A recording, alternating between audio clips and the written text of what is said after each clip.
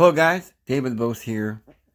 It's really kind of cool here in Alabama today, and it's really cloudy and misty and having a wonderful day. Hope you're having a wonderful day where you are.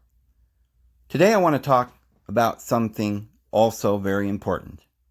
We do really need to know what's going on around us and a little bit about the bad guys because we need to find out who they are and avoid them.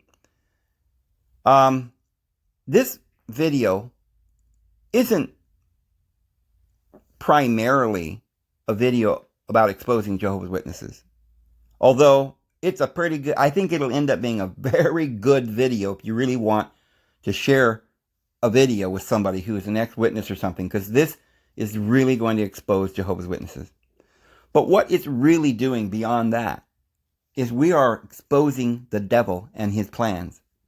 And we're going to be able to understand then where Hollywood and the music industry and NASA and all of these things, these religions, Adventists and Mormons and other things, where all of this got started, why, and what's their game? What are they trying to do?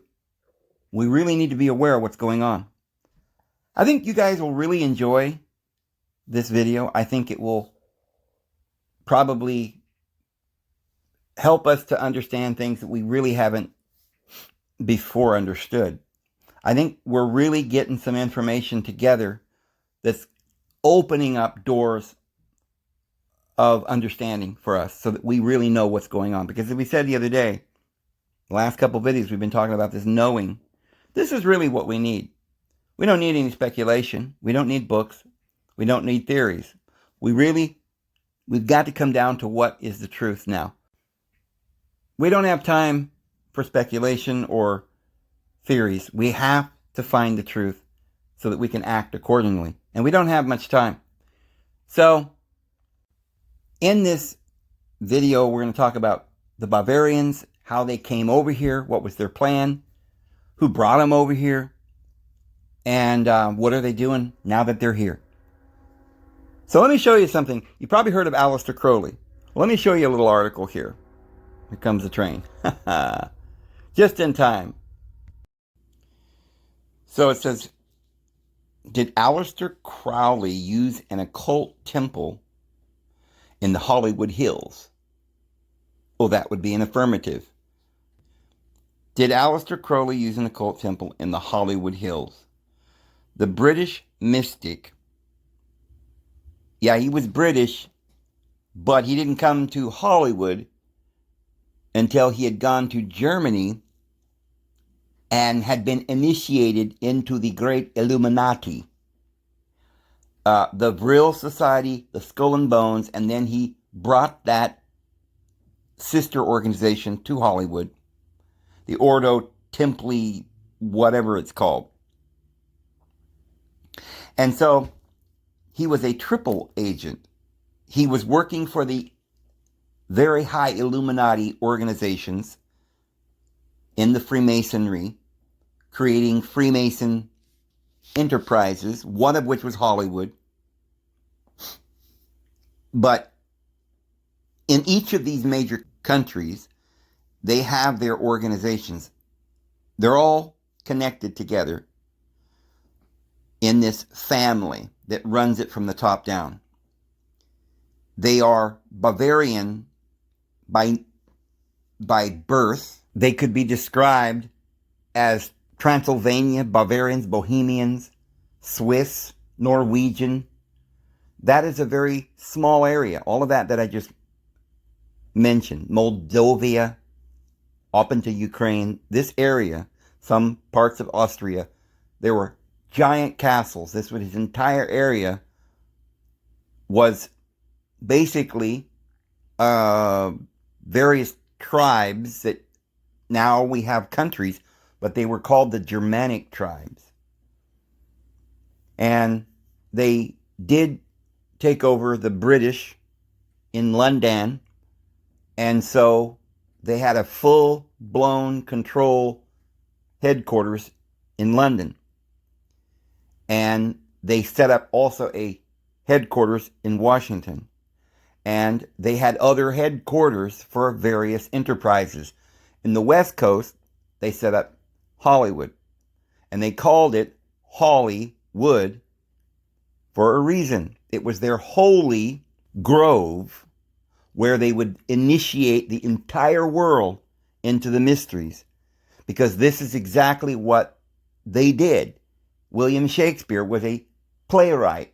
They got involved in theater, and they presented the plays to the people as propaganda to teach them not the mysteries of Jesus the Lord, but they were teaching them the evil mysteries that the Apostle Paul calls the deep things of Satan. We are not to know the deep things of Satan. We don't need to know them. We can look at them cursively and see it's all upside down and backwards, and it's the darkness that they are trying to perpetuate. Their own works that we know, Plato joined them and wrote The Republic.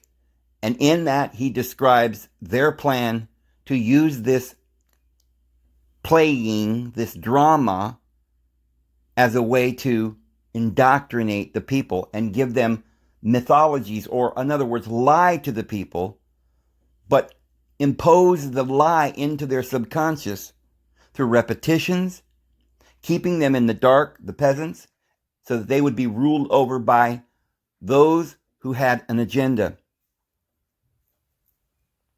So these people that rule the world had ruled the world from different locations. They had ruled the world from various places. They took over Egypt for a while. Probably we know them in history as the Hyksos. And they became Ptolemies. They went and took over areas in Europe. They went... Now, don't confuse them with the good guys, right? Who always, like Alexander the Great and Julius Caesar, defended the rights of the people and made libraries. And the ancient mysteries that they taught, they weren't secret. They only were made secret because of the other organizations and governments in the world that tried to keep men from knowing that these mysteries, the brotherhood of love. And they would forbid teaching people the wisdom, the higher wisdom, because they needed to keep the people in control. So they had no wisdom of their own, but they patterned their society, the evil ones, patterned their society after the good, because they saw how it worked when you taught the people and educated them. When you made a gate to El, and people came in unity to get to El and advance to become like the divine being, that they might have eternal life, it was working. So Yahweh confused the languages. Deception is how he works. So it says here, the British mystic visited in November 1915 and described Angelinos, I guess that's Los Angeles, as a cinema crowd of cocaine-crazed sexual lunatics.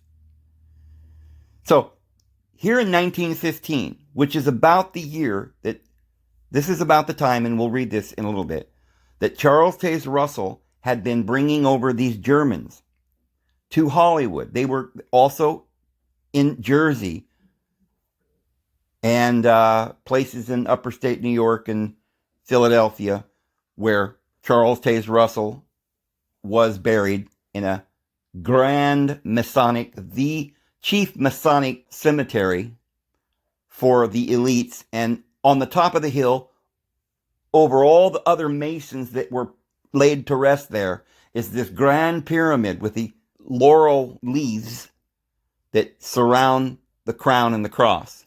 They want to have the victory and gain control by the law of Moses, or the law of the God of vengeance and jealousy and hate, to surround with the laurel leaves around the crown and the cross.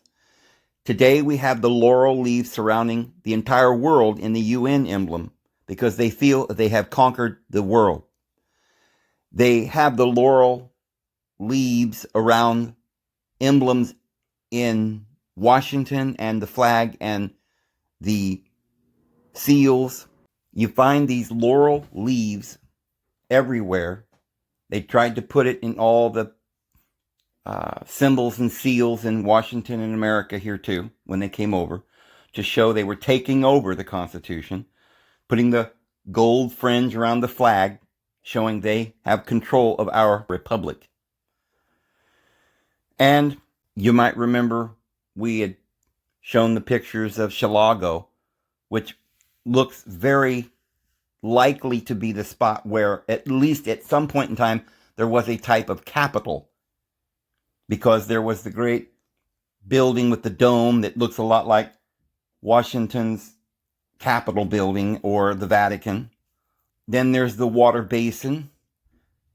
And then at the other end, there's this obelisk that was, we don't know for sure who the obelisk was dedicated to, but there's a big statue that was given to Chicago, or given to America, in about 1893 from France, which at that point there were no good Freemasons or Templars, going back to Mary Magdalene, as we've covered before, but they had already been taken over in 1307, the great Templar massacre. They destroyed them and infiltrated them. If you want to know why we know that, it's because of Napoleon Bonaparte. You see, we know that they were massacred in 1307, and they fled to Scotland, and they got on boats, and, as early as maybe 1400, they were already coming over here in the Nova Scotia and the New Francia, and the Nova Francia. So they were already here for 300 years before the Pilgrims got here, or they were some of the Pilgrims. But we know that by, like 1800 or so, the people that were in France claiming to be the Illumnati were infiltrated by Adam Weishaupt's crew, the evil Bavarians. And we know this very specifically. There were really no good people over there making statues and giving them to America at that time, because if any of the Templars had remained faithful and good that was there in France, they would have been wiped out by Napoleon Bonaparte. There was a huge revolution. They worshipped a liberty, yes. They threw their Bibles into the fire and burned them, and put a naked woman, up on the platform and got down and worshipped her.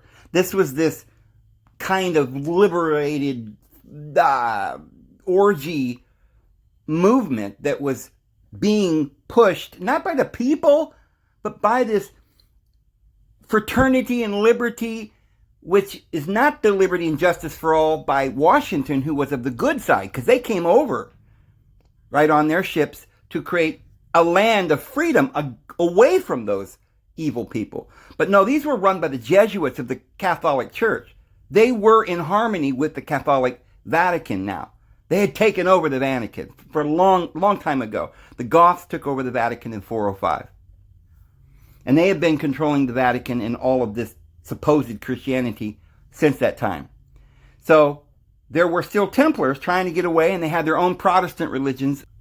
Now, don't confuse that with like Calvinists and stuff like that. These people were all just in lockstep with these Bavarians. But there were good Christians still, like Anabaptists and stuff. These were the Pilgrims that came to America. And many of the original Protestants in America got started from Anabaptists and, Quakers and different groups like that. I remember certain people, I think Jehovah's Witnesses used to meddle in this, but Herbert Armstrong always talked about this. He somehow thought that his church, which was the Church of God, was a little group that he kind of took over. It was like only one church left or something. He became the pastor, and then he somehow could trace this little Church of God all the way back to Christ. And I always thought, well, how silly. Really? I suppose any church could do that. But I didn't really know, how in the world a person could claim to be the true church that way. Although there is a bit of truth to that. And here's why. You don't have to trace, like through ordination, somebody laid his hands on somebody and he laid his hands on some, therefore you can trace yourself back to Christ or Peter or something. I don't think anyone could do that. But what we can do is we can realize that the true church really were persecuted, and they were the original Gnostics. Sometimes they were called Cathars, and other times they were called Waldensians or Albigensians. Why were they called Waldensians? Because they were followers of Peter Waldo. I'd love to tell you the story of Peter Waldo. I've done that before. It's a very important story. Most Christians have no idea. We don't know our history, and of course we wouldn't, because they don't want us to know. Because they don't want us to know that there are true Christians that fled the persecution. And they didn't just flee any old direction. They went from where they were in the Languedoc, down in southern France, and Montpellier, and Lyons, and Marseille, France. They went from there, and they drove them out up along the Rhine towards Paris.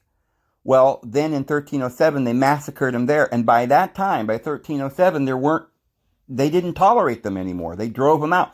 They went to Scotland, and then from there to America. So we can trace their activity. They were persecuted. They were Cathars. They were Gnostics. And they did not believe that Jehovah was the true deity. They believed he was the demiurge, Yaldabaoth, or the devil.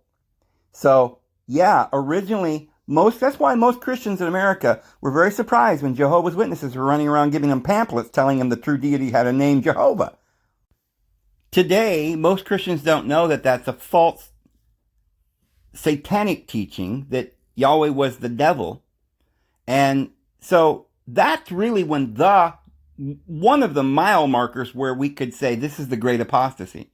There was a great apostasy in 395, when the Goths took over the church. But there were still some remnants of this church on the earth until about this time in 1800, in the latter days, when they murdered Joseph Smith. I believe that was the end of an age, and the great apostasy arrived. And Joseph Smith said that the gospel would then go back unto the children of Israel.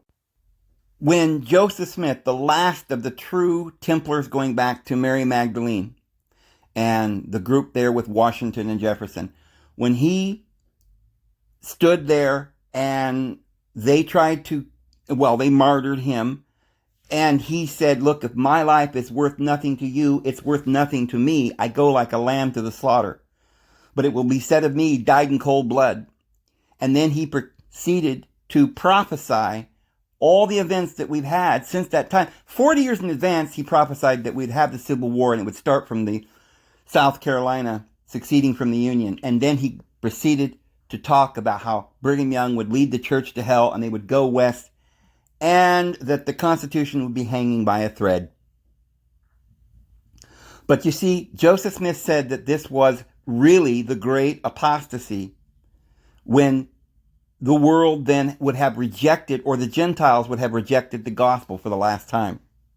Yeah, it was mostly these people fleeing, these pilgrims were mostly Anabaptist Cathars who were true Christians that came to America and did have much of the truth.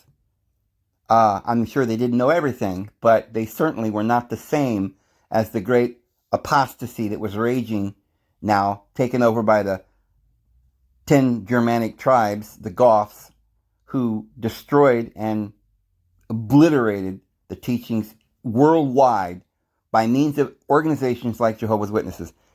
So in 1776, just like they made the Constitution here in America, they created the Illumlnati there in Bavaria. They made the Bavarian Illuminati, which infiltrated all the organizations of the world. This was after John Dee and Edward Kelly opened up a channel to Satan and brought him up out of the bottomless pit, and were devising a plan to take over the world.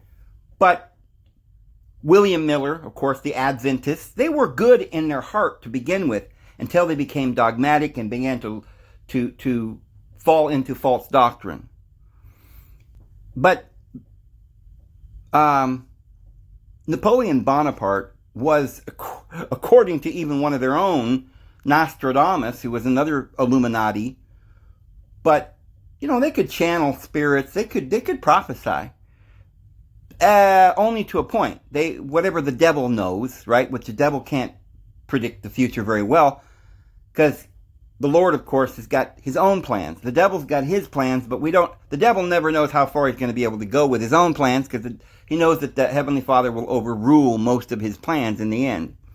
But they do have a plan, and they prophesied of their plan. Their plan is to take over the kingdom of Christ and destroy us, those who are followers of Jesus. So when Napoleon Bonaparte, who by Nostradamus' own mouth is one of the Antichrists, he had complete control of France, was even going to go and take Russia. He was trying to take the whole world. And he would never have stood for any loyal, true followers of Christ. This is why they had to flee and go to America. So the Bavarians were the apex of this, the Illuminati. Their headquarters was in somewhere there in Bavaria. The Wilhelm Institute was teaching many of these idols of the world, like Marx and Einstein and Freud, to go forth and teach the propaganda to the world. They had to have complete control of Germany. This is why they had World War I and World War II, which wiped out any possibility of normal folks controlling through any kind of Republican representation or democracy there in Germany. It had to have complete control. And in the process of having a war against Germany, which was never against the people, because the elite ruled in Russia and in America and England and everywhere else, and they were just fueling a fire in the world to get everybody to have a war against the people of Europe. Because there was so much, there were libraries, Europe is Italy, right? This is where Christ and Mary Magdalene came with the Templars, were making libraries and they were advancing. And so they had to put a stop to that. Now I could go on from here and tell you all about that, but that's not what this video is about. I'm just pointing out that it all started there in Europe, and their headquarters, where Dan went finally, was Transylvania or Bavaria. Well, they then put their headquarter tentacles in London and Washington and Moscow. But it's always been Bavaria. So this Illuminati bloodline, the higher-ups, they're all Bavarians. They're not British. They're not Americans. They're not French. They're of this specific group of individuals that lived in Bavaria. And so Aleister Crowley was one of these Bavarians. Now, he may have had British passports. He may have had American passports. But he also was affiliated with the German branch. And just like Hitler, they knew each other. The Vril Society, or this huge Illuminati emissary of Satan that the very highest elites went to learn these, to get their little secret handshakes and learn the plan to take over the world, but they could never tell anyone, and then go out and infiltrate all the organizations and places of the world. So they created these societies, and all of these societies that they made are all one society. They're all sister organizations. So you have the Vril Society in Germany. You have the Ordo Templi Orientis here in America on the West Coast. You have the Skull and Bones, a sister organization on the East Coast. And the umbrella organization over all of these was the Watchtower Bible and Tract Society. These are all secret societies. There was also the Theosophical Society that was created. But all of the societies, they usually put that in their title, which indicates they are part of the great occult societies that run the world. They had to gain control of Congresses and parliaments, yes, and that was important. And they had to gain control then, well, through that, they gained control of their finances and their banks, and they had central banks, and they had, federal, which never meant anything like the people's, right, bank, but federal. Even the whole federal party here, the Whig Party, and which became the Democratic and the Republican parties here in America, were created not by the Constitution, not by the people, but they were parties. That's not in the Constitution. There shall be a Democrat or a Republican, or we'll make parties and we'll do this. That's all made up. That's been imposed upon us, these parties. They are ruling us. And they infiltrated our Congress and the Parliament. But they're all from the Illumnati. And so one of their chief individuals that went promoting the evil, the Grand Poobah, all of you, was Aleister Crowley, who called himself the Beast. And when he created the Ordo Templi Orientis in America, it was based on the Freemasonry Illuminati, the Vril Society in Germany. I'm only pointing out that Aleister Crowley was a mover and a shaker in all of this evil, and is looked up and worshipped because they have a grand wizard, shall you say, or the master mason that reigns over all of them, and they take their orders because he was appointed to that position by Satan himself. So Aleister Crowley then had a school that was taken to Hollywood area, to the area there in California. Other organizations started from that point because they were students of Aleister Crowley. They were brought over from Germany. They were Germanic Bavarian individuals that were brought to California. Now, when they came there, New York was already bustling and growing, and there were lots and lots of people there, very populated. Well, on the West Coast, it wasn't as populated. So they went there to sort of be pioneers, to be pilgrims, if you would. And this is why the one who founded the Bavarians over there in California called them pilgrims. And I'll show you who that person is. It's Charles Taze Russell, the founder of Jehovah's Witnesses. He was the first of these individuals, a Freemason, who was getting involved in corporations and business and sort of loopholes and all kinds of behind-the-scenes control that was allowed to happen through the law, through attorneys, Russell had an attorney called Cohen, just like Trump has an attorney named Cohen. And this is a name that goes back to the priesthood. So they weren't just ordinary human beings. And the law that we are being controlled by is not just any law that somehow we gave our consent to, but it is a law that goes back to the earliest of the control of Yahweh and the deity of vengeance and jealousy. And so I want to point out that very carefully, that this is a Bavarian takeover. And so why then were they bringing these Bavarians over at this very time, 1915, 1914? Remember, Charles Taze Russell died in 1916, I believe. And I'll read a little bit about how that happened. We've done this before, so I'm not going to go deeply into all the details of his death and stuff, but he died on Halloween night in 1916 in a graveyard. And it was a arranged, ritualistic either murder, or was it symbolic and he was taken off to Epstein Island? We don't know. I wasn't there to see his body in the tomb, but the world is told that he is buried under this pyramid in this great Masonic graveyard in Philadelphia to this day, and honored by that pyramid. They always honor the great ones with pyramids or obelisks. If you're one of the greatest ones that everybody looks up to, in the occult, then they will give you the Great Pyramid.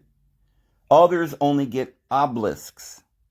Outside of the pyramid stands the obelisk. The great daddy Pupa gets the pyramid. And standing in front of the pyramid will be obelisks, which are a little bit like pyramids, but long and cylindrical. They're very tall, but they're not as wide at the base. So we have Cleopatra, who has her own obelisk, Washington, who has his own obelisk. You've got a temple made to Lincoln in Washington, a literal temple where they have deified President Abraham Lincoln, and through the obelisk deified Washington in Washington, D.C. So out of all of the prophets of the devil, or the Illuminati leaders of this world, none that I have seen has ever been granted this great pyramid in modern times. And all the rest only get obelisks or tombstones, like the peasants. Us peasants, we get, if we're lucky, we get a pine box. But if you're important, they have a big deal and a big ceremony, and they make a big gravestone. But if you're really important, you get like an obelisk, which Ellen White got an obelisk. Many of these religious leaders get obelisks. But only Charles Taze Russell got a great big pyramid with this laurel leaf around the cross and the crown, showing that it was Russell who imposed the law of Yahweh back into Christianity and took over and surrounded the cross and the crown.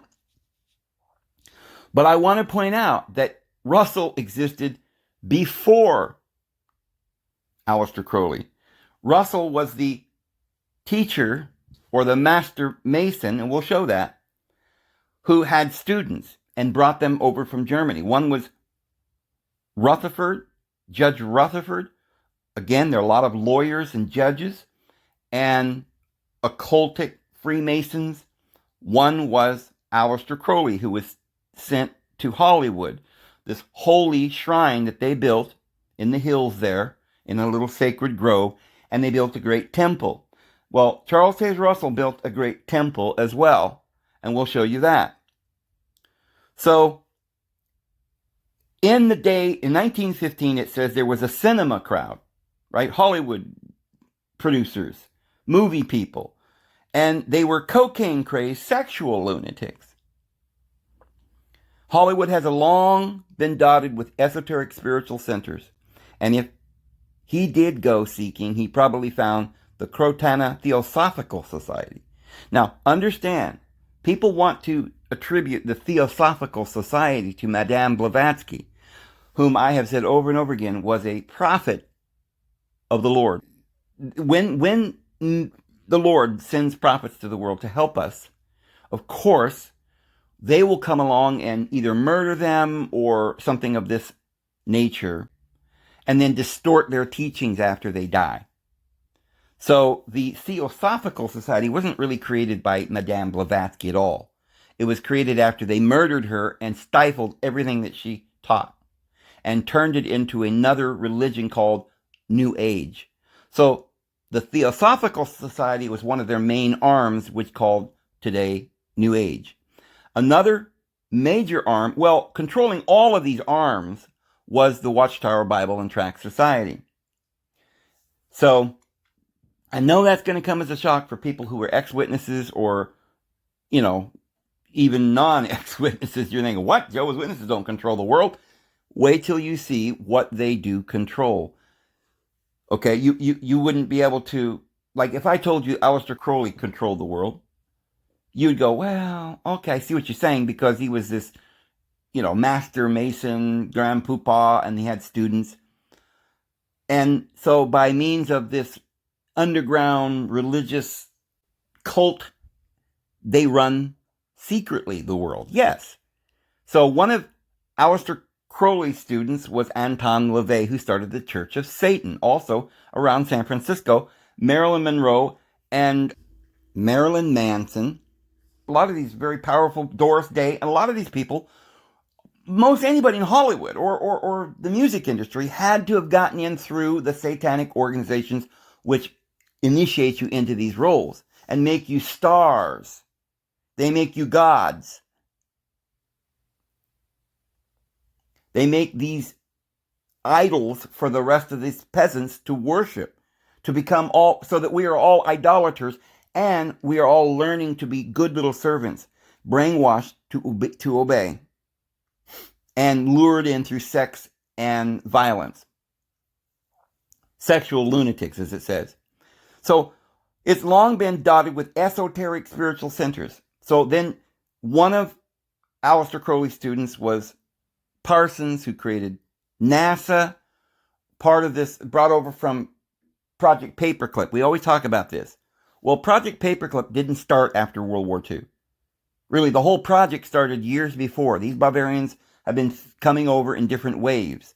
After World War II, they came over heavily, certainly, and began to join the cult that was already established from the First World War, where those Bavarians were brought over here by none other than Charles Taze Russell. He was their Grand Master Poopah. He is the Grand Master of all of the satanic evil. It's all based on lies. They may present themselves as Christian or something else, and yet they teach not about Christ. But Jehovah's Witnesses have practiced for many years a black mass where millions of people get together every year on the memorial of Jesus' death. They don't care about his resurrection at all. They hate that.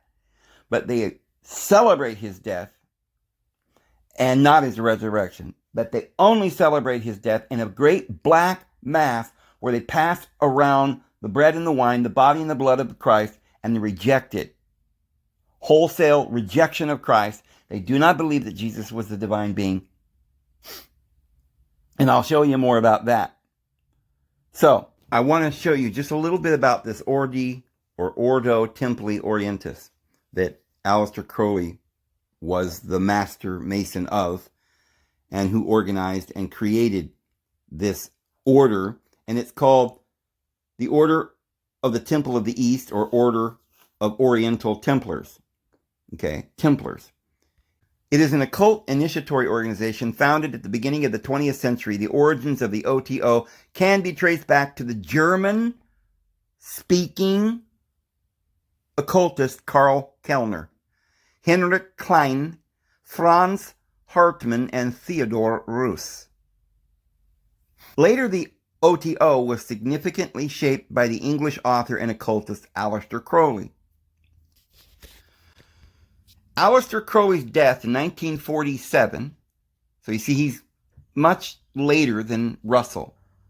So we were talking about all these individuals like Anton LaVey, Parsons, L. Ron Hubbard, who started Scientology. These were all students of Aleister Crowley from the OTO, the Ordo Templi Orientis, which is a sister organization, as we said, with the Vril Society and the Skull and Bones.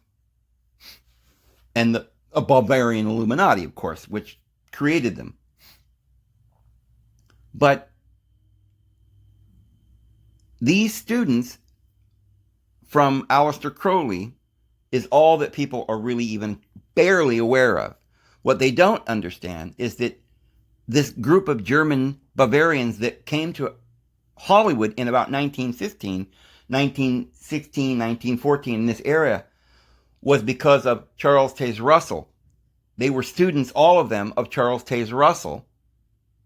And this is why in Hollywood you have these movie production companies. They're always something to do with pyramids and eyes, and all the media production companies. The media always have the eye of Osiris and the winged disc and all of this, and the pyramids. So, it says originally was intended to be modeled after and associated with European Freemasonry, such as the Masonic Templar organization. Blah, blah, blah. It says the early history of OTO is difficult to trace reliably. Originated in Germany or Austria between 1895 and 1906. Its apparent founder was Karl Kellner. So this was a group of people in Germany that somehow brought this all over here to America. How did these Germans get over here?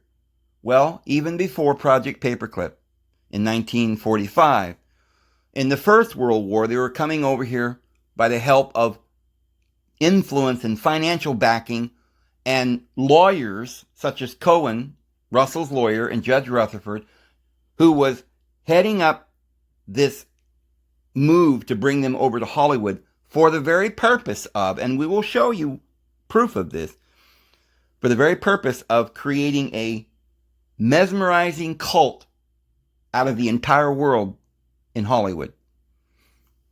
Same reason that you see Jehovah's Witnesses today passing around pamphlets and tracts trying to propagandize the world and creating the New World Order Bible, which they are officially behind and have literally joined the United Nations as an equal partner.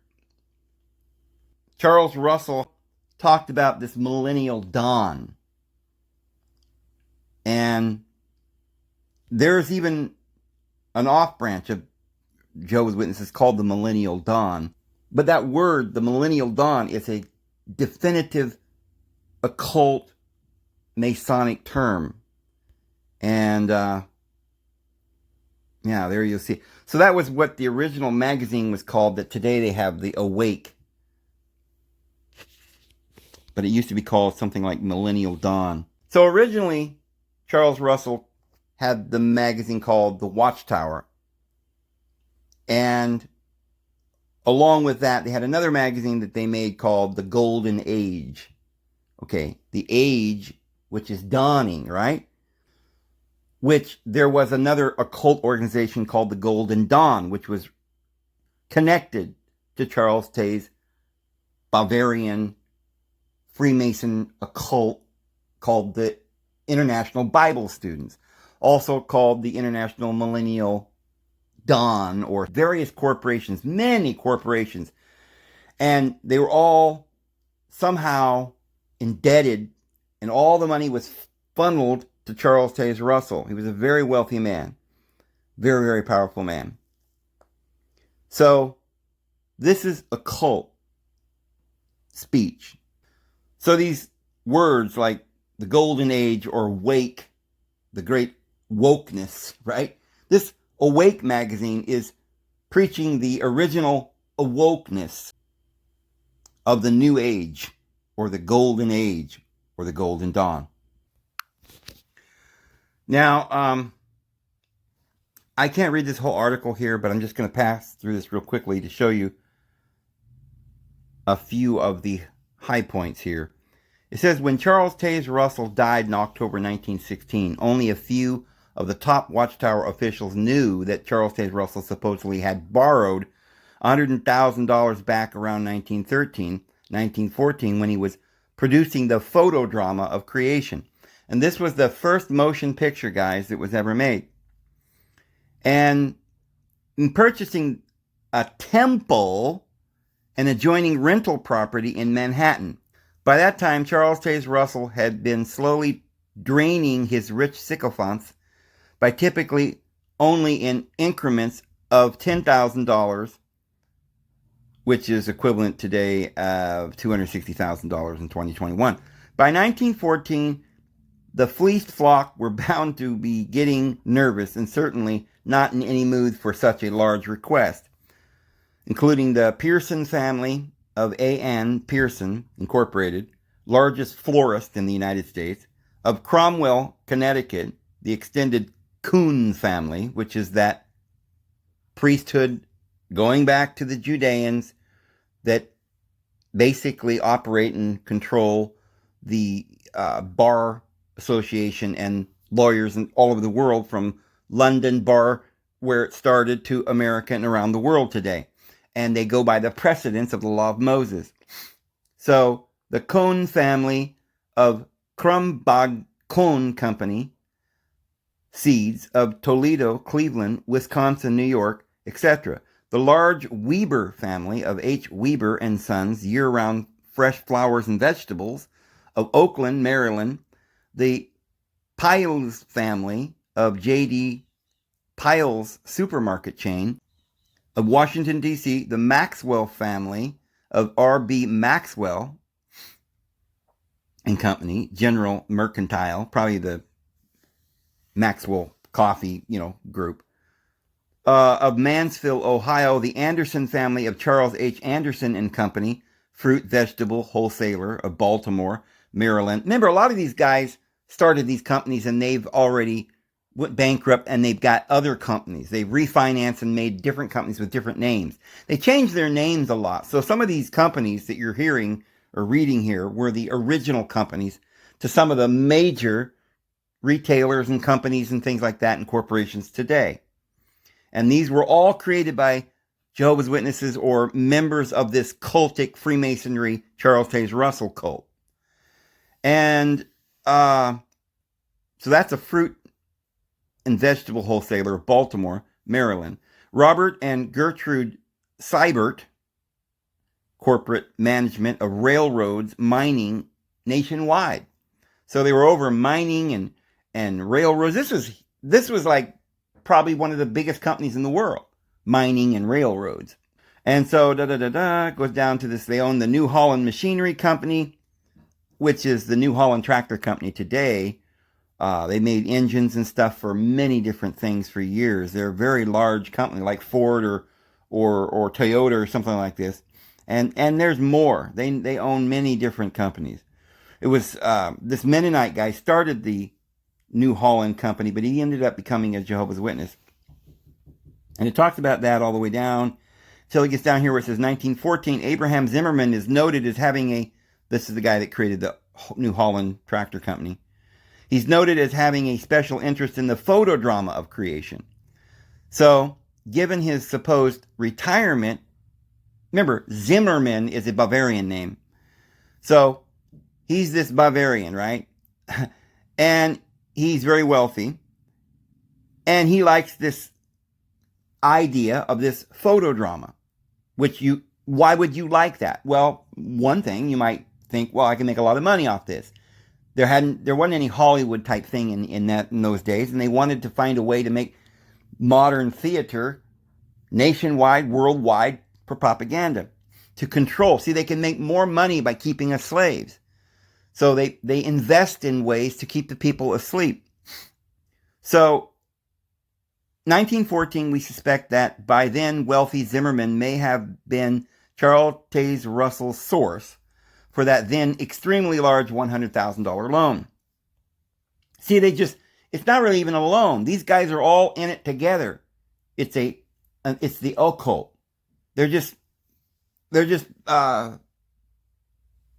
passing money around with legal loopholes so that you never find out who's owning anything or who runs anything or what's going on. Like today, the Worker Burker Zerker that young boy that was put over that whole thing called Facebook. He didn't invent it. This young man couldn't have done anything like that and become a multi-billionaire in just a few years. But it was prior companies, the elite that own the banks and all the money, all the real wealth. And they create these companies like IBM. Bill Gates' mother sat on the board of IBM. And then this IBM starts another company, right? Their financiers start another company called Microsoft, and they put this woman, who is one of these Bavarians, her son over it. Just places him over it, right? And says, okay, now you're going to be the one who's responsible for this part of this money. We can't pretend that all this money is in one person's hands, in one family. So we'll split it up. We'll give you this company, that company, that company. But it's just a big monopoly. Their daddies own it all. So Bill Gates' daddy and his mommy are part of a big family with Werner von Braun and the Elon Musk group and the Trumps and the Drumps from Bavaria and all of these people. So here they were at the turn of the century, right around just before World War I. They were bringing everything to America, getting ready to create this new reset and a place in Hollywood where they could broadcast their mesmerizing, wicked, satanic, deep things of Satan to the entire world and promote pedophilia and evil and violence and so forth. And so it starts here with this photo drama of creation, the first picture, motion picture. And Zimmerman from the Bavarian area over there comes and he's a friend with Russell. And so they go into this partnership. Curiously, Harold and his widowed mother pioneered in Washington, D.C. Now, do you understand why witnesses call it pioneering? They used to also call it pilgrim. They would have pilgrims. So they went to California when they were only in New York, basically. They weren't like all over the world yet, right? They just had a few thousand members. And so they had these pilgrims that would go and take the organization's tentacles all over the world. And then when they got to the place and they were all over the world like pilgrims, then they did their little pioneer program where they would go into the hamlets and the outskirts of the big cities and proselytize with their pioneers. Why is it called a pioneer? Because they knew that they were doing this for the future. You know, the pilgrims came over here to start a new world, right? Well, once they got here, now the Germans want to come over here and start their new world. But it's not what you would think. It's not the good new world order that Jehovah's Witnesses are pretending that they're for, but it's the new world order of the deity of vengeance, who is the Illuminati Freemasonry deity called Jehovah. So it goes down here and says, Pyramid Film Company, Mina Film Company, and Perfection Advertising Company, Incorporated. These two separate but related corporations were founded by Russellites, on whom was not lost the huge success of the photo drama of creation, the first motion picture. The photo drama was the Watchtower Society's white elephant. While a huge success, the photo drama single-handedly nearly brought about the financial collapse of the Watchtower Society. Not only did the Watchtower Society suffer enormous expenses from the production and showing of the phonodrama, but the photodrama had also siphoned off potential donations, as local Russellites personally footed the cost of the local showings. The Pyramid Film Company, Incorporated, was founded in 1915 in Dayton, Ohio. We believe the original directors, officers to have been George C. Driscoll, president in Ohio, C.L. Tobias. Okay, there's all these people, Pearson, Stambog, Frederick H. Robinson, and down the line here, all these people. They're all followers of Russell. 8 movies were released between the startup in 1918. And then it says,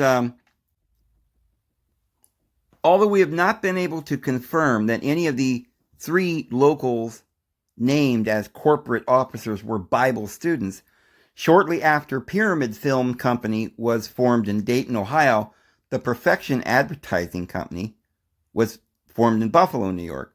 And even later in 1915 to distribute Pyramid films within Canada. By the way, there's still these names floating around up in Canada. Mina, the Mina Film Company, is not related to a Mina Film Company that's going on up there right now. But I know that they keep naming these things in memory of these original startup names. So you'll see a lot of pyramids in film companies today, even in news organizations and media organizations. So New York, and even later in 1915, to distribute Pyramid films within Canada and the eastern United States. If PAC was not another Watchtower dummy corporation, then the hiring of an even newer film distribution company by a brand new film production company was the epitome of stupidity. If PAC was another Watchtower dummy corporation, such would suggest that another similar firm was formed to distribute Pyramid's films within the western United States. Mina Film Company was founded the following year, in March of 1916, in New Jersey, with a capitalization of $250,000. George Driscoll relocated to Hollywood.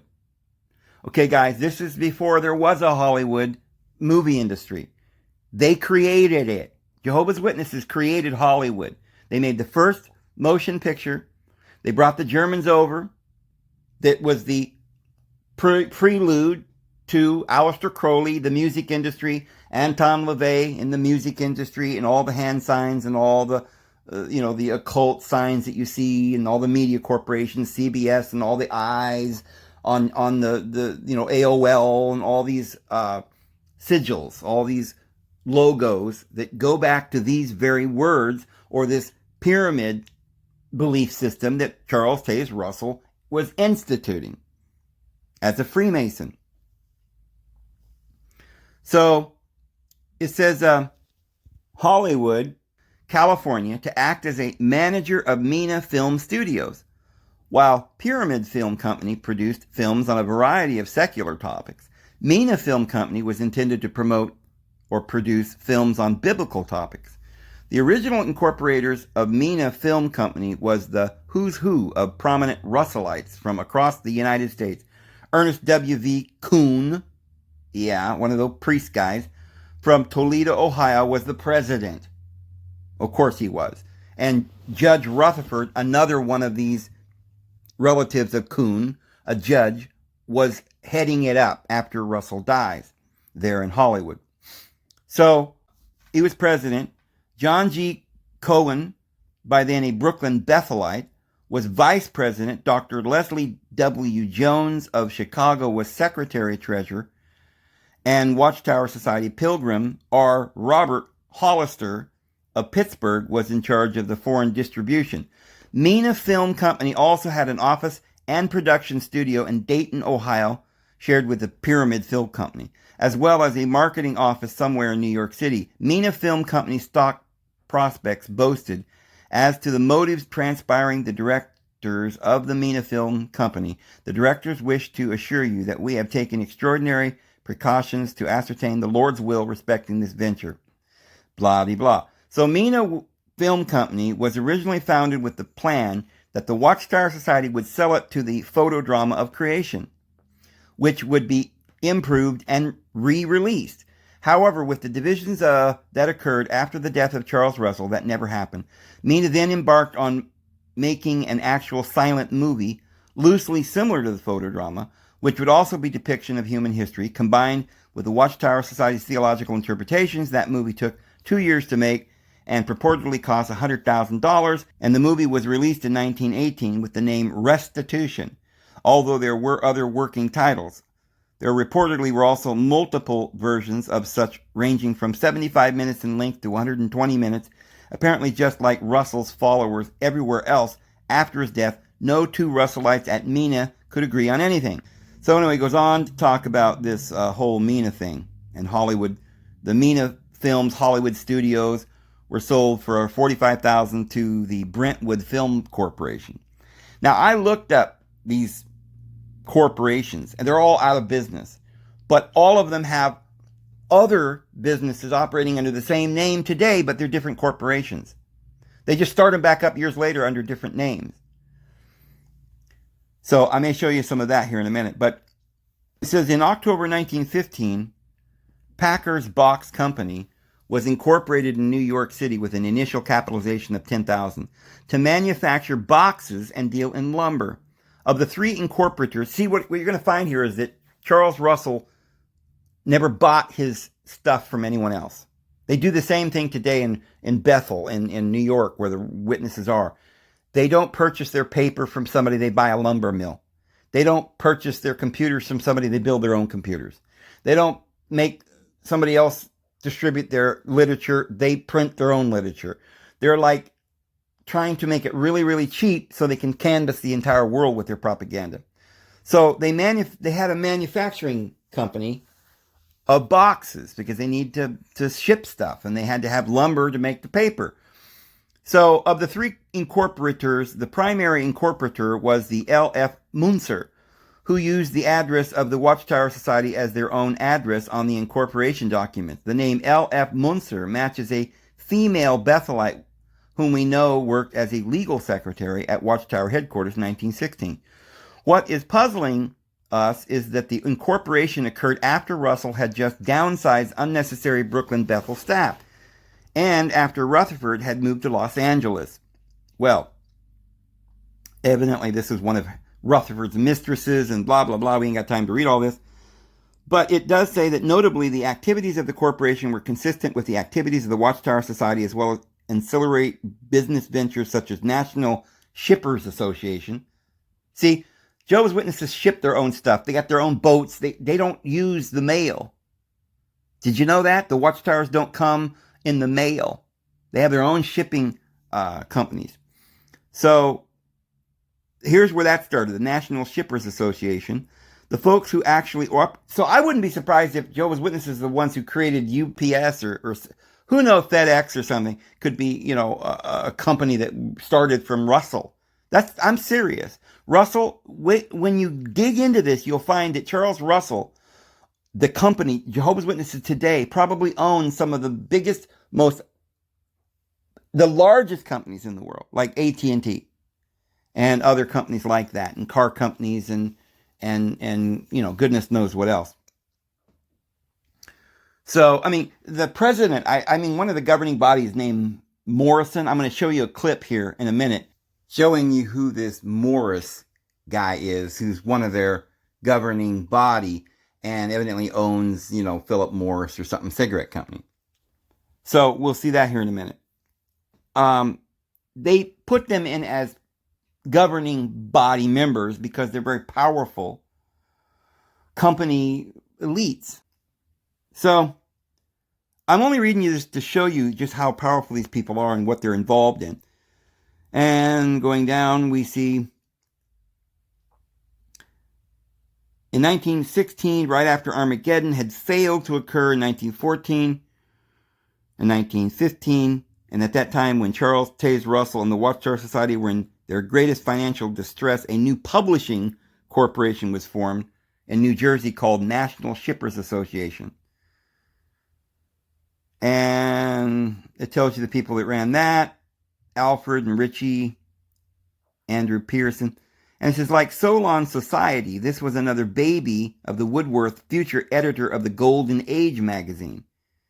Okay, so there's where that Golden Age magazine came in, the Millennial Dawn or the light's early dawn of this new world order that the devil was planning.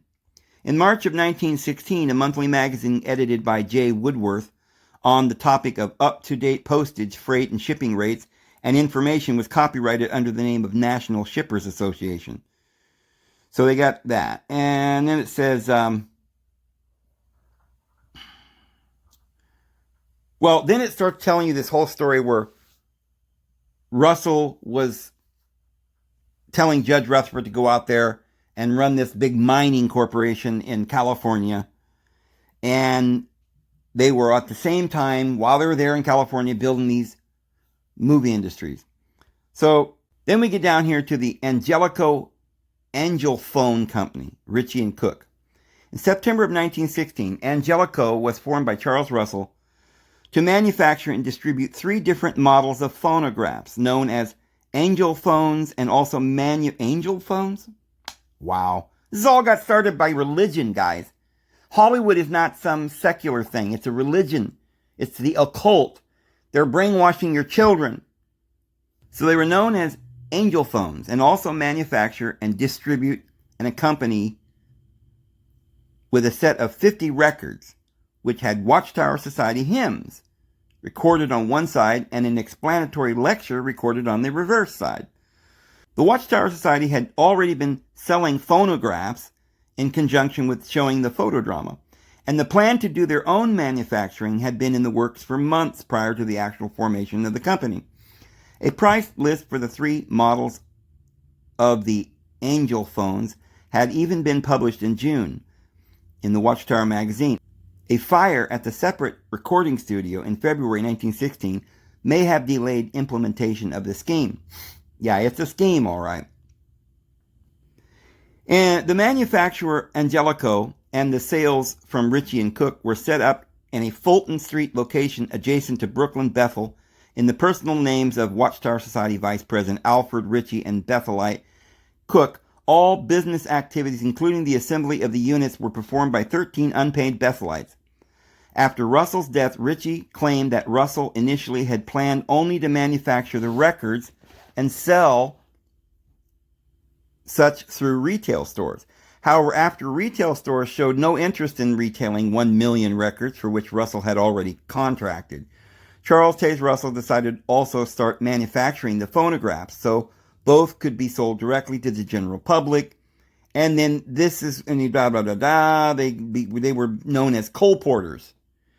And Ritchie further revealed that Russell had hoped to sail off Angelico once his followers had it up and going.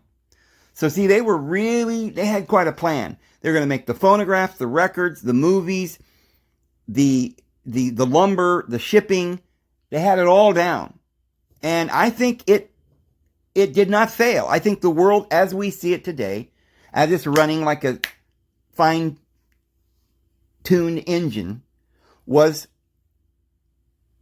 built partially or even maybe more than we know be possible, was created by the ingenuity and the plans of those like John Dee and Edward Kelly, who were channeling Satan and creating the Illuminati, who brought these great Freemasons to power, like Charles Russell, who had students and was incorporated and financed and built this machine we call Hollywood and Congress and NASA and all of these things.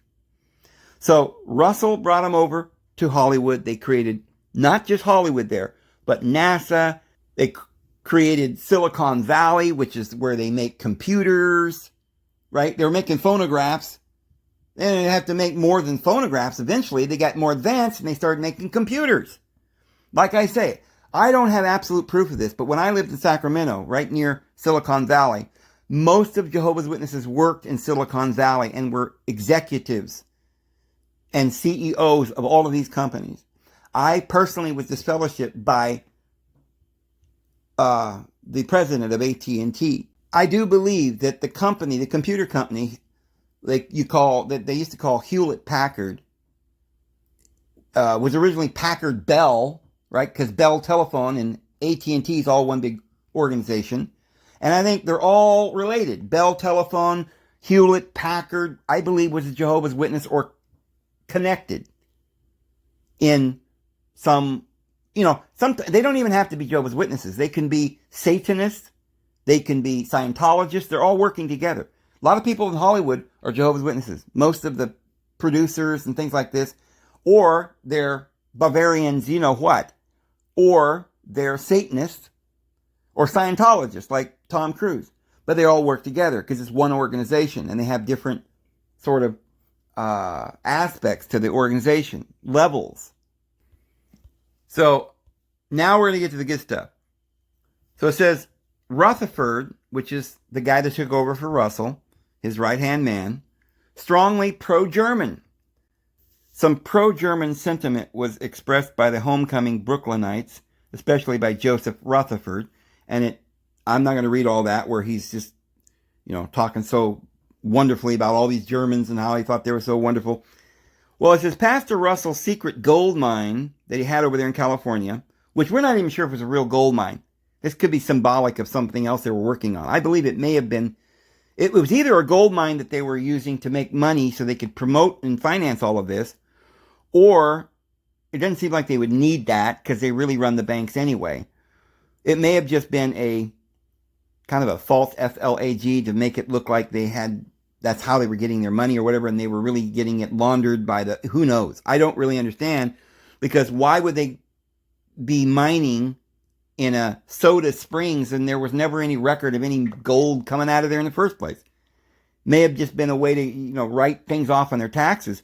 But Rutherford was sent there, and at the same time, they were creating these movie industries and phonograph companies and, all kinds of advanced technology to promote their occult ideology and bringing these Germans over. Okay, so Pastor Russell's secret gold mine, along with Russell's movie business, and possibly other Jesse Dubs connected investments in sulfur and asphaltum in California, were likely the reasons that Russell sent Judge Rutherford in mid-1915 to live and work in California, to secretly keep an eye on all of Russell's West Coast business operations, and also performing the pilgrim, quotations, pilgrim. Why do they call it pilgrim again? Because they were the first, these pilgrims of the satanic evil, to be planted on American soil on the West Coast. So you guys who were Jehovah's Witnesses and you were pioneering. You have no idea. I know, I did it too. I was brainwashed too. I wasn't a pioneer for the Lord. I was a pioneer for the Watchtower Bible and Tract Society, who was promoting Satanism, whose student was Aleister Crowley and L. Ron Hubbard and Anton LaVey.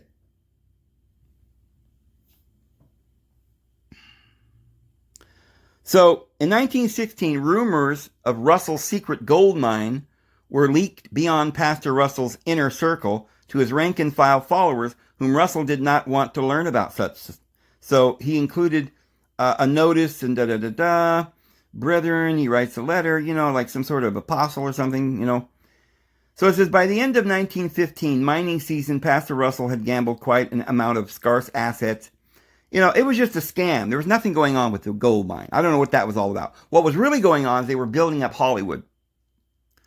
So, like it says here, it was a dummy partnership used by Charles Taze Russell for the Soda Springs mining operation. It was dissolved on March 31st, 1917 by Judge Rutherford. So that was probably just some sort of some sort of camouflage for what they were doing.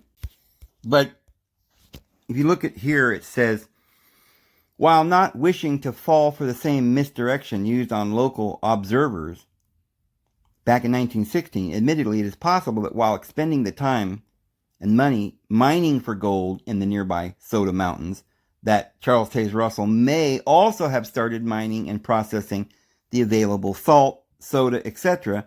at Soda Lake. Reportedly, many of the laborers, the people that worked for him, were Germans. And it is believed that some or all may have been brought to Soda Spring from Germany. So here we have, right after World War I, right in the middle of World War I, basically, we've got Charles Taze Russell literally bringing these Bavarians over with some fake dummy organization supposedly mining. But what were they really doing? Well, we now know they were creating not just Hollywood, but the satanic religion, Scientology, the music industry, Silicon Valley, the computer, the phonograph, records. And this is what led to CDs and 8-tracks and today digital computers and everything else. So now, I'm probably going to I know it's not an in-depth study there, but we don't have that much time. So I promised you some information that we're just not going to have time to do today. So I'm going to have to make a part 2 to this. So I have some clips and some crazy stuff and evidence that I need to show you. And I think it'll be even more interesting and fascinating. The video we'll do tomorrow on this subject, we'll do part 2. And I really appreciate that you watched all the way through this, because I think we need to get this message out, not just for ex-Jehovah's Witnesses, but really the whole world needs to know what Hollywood's doing and everything else that's going on, the Silicon Valley and the computers and everything, and who's behind all this, so that we are not deceived into thinking this is somehow Christianity, what they've made us think Christianity really is, when it's not the true Christianity, and Jehovah is not our Heavenly Father.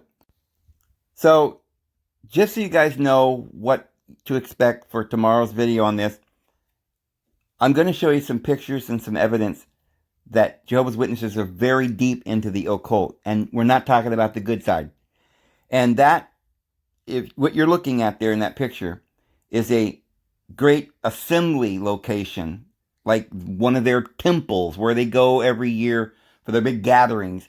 And as you can see, from the air, you can see that it's a great big pyramid, but it's a lot more than just a pyramid. There's whole bunches of signs in that cannot be accidental. We'll show you that tomorrow. Certainly you see the eye there. Anyway, I'm going to go ahead and go, guys. May the Lord bless you. We'll see you tomorrow. Have a good one.